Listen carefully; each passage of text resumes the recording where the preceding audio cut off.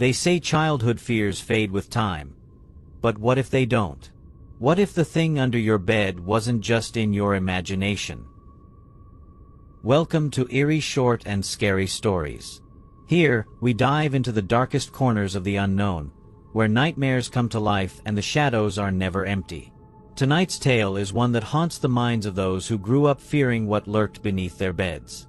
This is Bedtime. I was 6 years old when my family moved into an old Victorian house. It was the kind of house you'd expect to see in a storybook. Tall, with a steep roof and windows that always seemed to reflect the sky just a little too darkly. My bedroom was small but cozy, with a bed tucked neatly against the wall. At first, it felt safe. It felt like home. At night, my parents would tuck me in, turn off the light, and leave the door open just a crack, letting the warm glow from the hallway seep in. That sliver of light made all the difference. It kept the room from feeling too big, too empty, too unknown. Across the hall, there was another room. A spare bedroom, my mother called it, though no one ever used it. It stayed shut most of the time, but sometimes, for reasons I never understood, the door would be slightly open. Just enough to show the dark inside. That room always felt colder than the rest of the house. I avoided looking at it when I walked by, as if acknowledging it too much might invite something out. I was a quiet child. I followed rules. I didn't question things too much. And when I first heard the whispering beneath my bed, I told myself it was nothing. Just my imagination. A trick of the house settling. That's what adults always said, right? Houses settle. Pipes creak. Wind moves through old boards and makes them groan. But this wasn't the house. This wasn't the wind. It was whispering. Faint.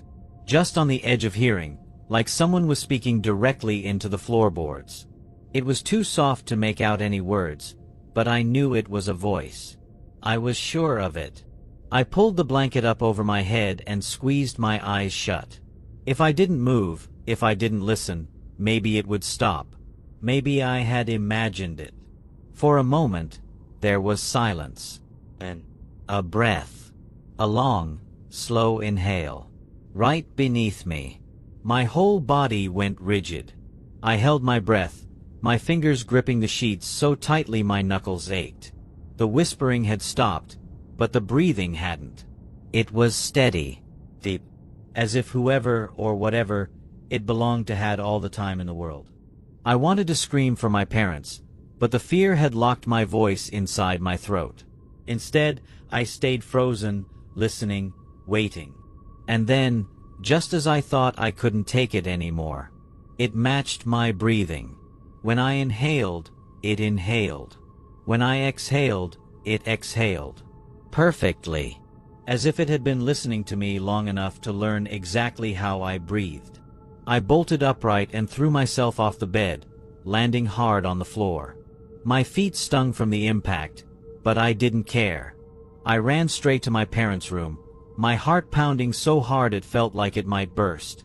They were half asleep when I shook them awake, babbling about something under my bed.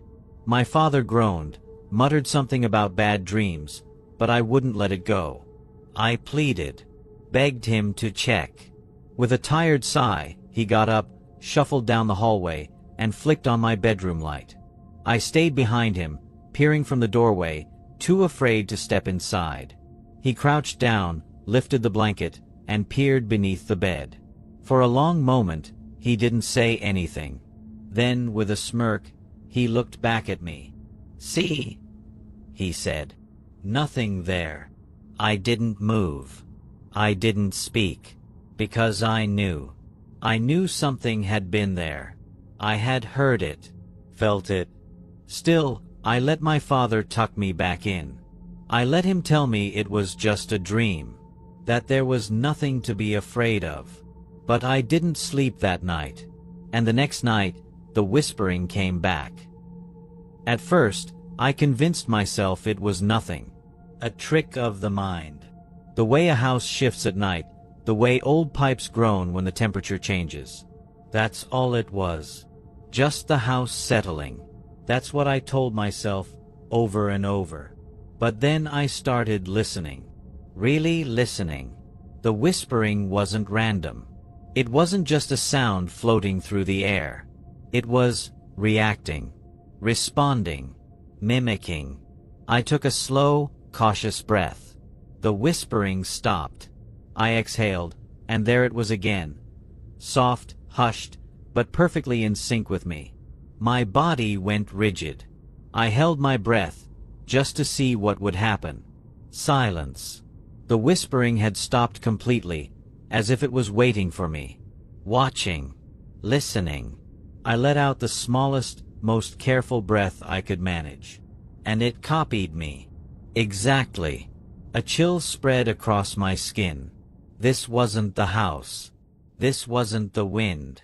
This was something else. Something close. Something under my bed. I didn't want to move. I didn't even want to blink. But my eyes darted toward the door, and that's when I saw it.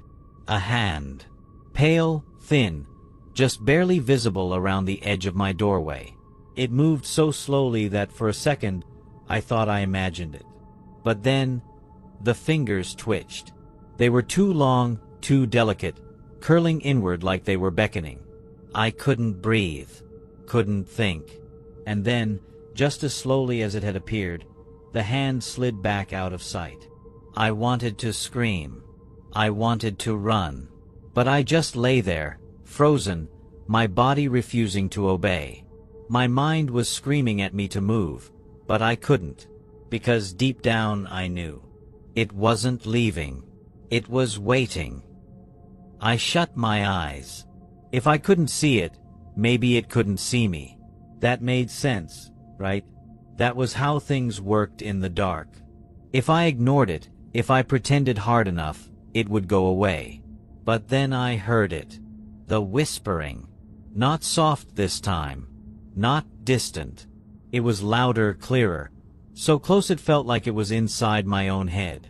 I could hear it shifting, the way breath moves over lips, the way words are formed just before they break into sound. But I still couldn't understand it. I squeezed my eyes tighter. My fingers dug into the blanket, gripping it like a lifeline. I wanted to hide. I wanted to disappear.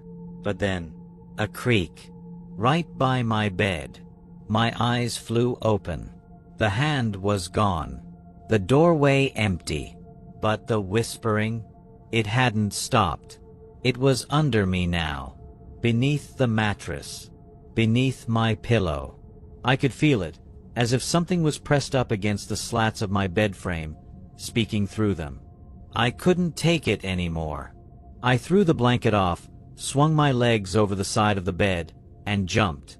I didn't stop to think. I didn't check the floor. I just ran. My feet barely touched the ground as I tore down the hallway. My parents' door was closed, but I didn't care. I slammed my palms against it, throwing myself into their room. My voice finally broke free, shaking and desperate, babbling about something in my room. My father groaned. My mother mumbled something about bad dreams. But I refused to let it go. I grabbed my dad's hand and pulled, dragging him out of bed, down the hall, back to my room. He turned on the light, rubbing his eyes.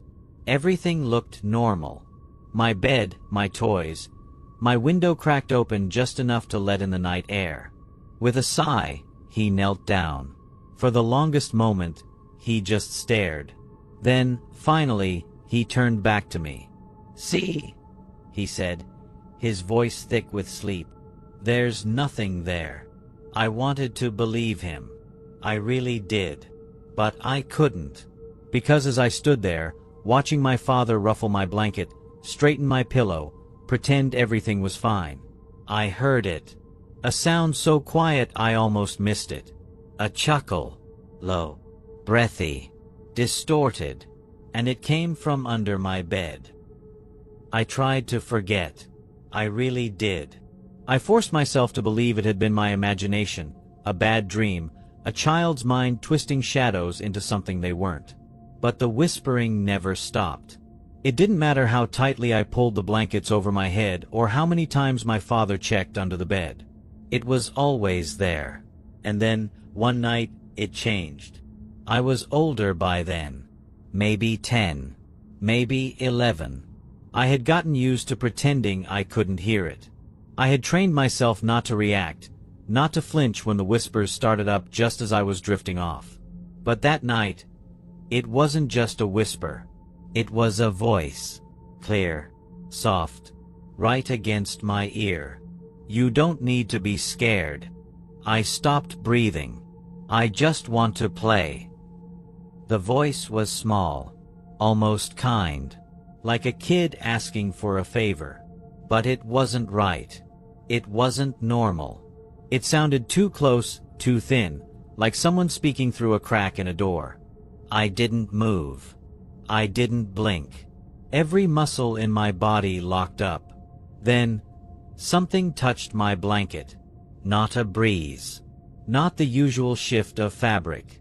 Something pressed down. I felt it. The weight. The way the fabric tensed, like fingers curling against it.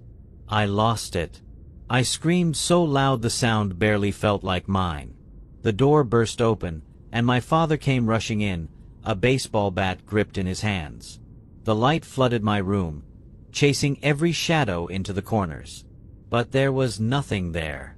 He checked the closet, the hallway, under the bed, and still nothing.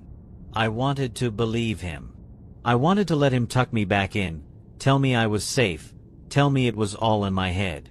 But my eyes wandered, just for a second, past him, past my door, across the hall. And that's when I saw it. The unused room. It had always been slightly open. Just enough to let the darkness peek through. But now it was wide open. I grew up. For a while, I convinced myself it had all been in my head. Childhood fears, tricks of the mind, nothing more. By the time I was 11, the whispering had stopped. The voice, the hand under my blanket, the door that always seemed open just a little too wide. None of it mattered anymore. I had real things to worry about. School, friends, growing up. By 12, I was sleeping with my feet on the floor again. By 13, I barely thought about it at all. And by the time I was 16, I told myself I had imagined the whole thing. But there was one thing I never did. Not once. I never stepped foot in that room across the hall. I never needed to. It had remained the same all those years. Dusty, untouched, a forgotten part of the house that no one ever had a reason to go into. My parents used it for storage, an old dresser, some boxes, a few things left over from before we moved in. Then, years later, my mother finally decided to clean it out. I had already moved away by then. College, a new city, a new life. I hadn't thought about that house in years. It was just another piece of my childhood, something distant and small, like an old toy left in a forgotten drawer. Until she called me. She had been sweeping, clearing out the dust, trying to make space for new furniture. That was when she found it. The floorboards in the far corner of the room had been loose. Probably had been for years, hidden beneath a rug. When she pulled them up, she found something underneath. Something small. Something old. Handprints. Tiny handprints, pressed into the dust, leading from the corner, all the way to the vent that connected to my room, leading directly under my old bed. For a long time, I told myself it was over, that whatever had haunted me in that house was gone, that it had never been real to begin with. But late at night, when the world is quiet, when there's nothing but the sound of my own breathing, I still think about it. I think about the way the whispering always matched my breath, the way it would pause when I did, mimic every exhale, every tiny movement. I think about the hand I saw curling around my doorframe, the voice that told me not to be afraid, the tiny handprints in the dust, leading to the vent beneath my bed. And I wonder, did I escape it? Or did it let me go? I don't know what's worse, that it was just my imagination, or that it wasn't. Because sometimes, when I wake up in the middle of the night, I swear I hear it again. A breath. Not mine. Too quiet. Too careful. Right beneath me. And I know. Wherever I go, it's still watching. Still waiting. Under someone else's bed. If you enjoyed this story, make sure to like and subscribe for more eerie, short, and scary stories. There's always another tale waiting. Another whisper in the dark, another shadow in the corner of your eye. And before you turn off the lights tonight, check under your bed. Just a quick look. Just to be sure. Because sometimes, things don't just go away. Sometimes, they find a new place to hide. Sweet dreams.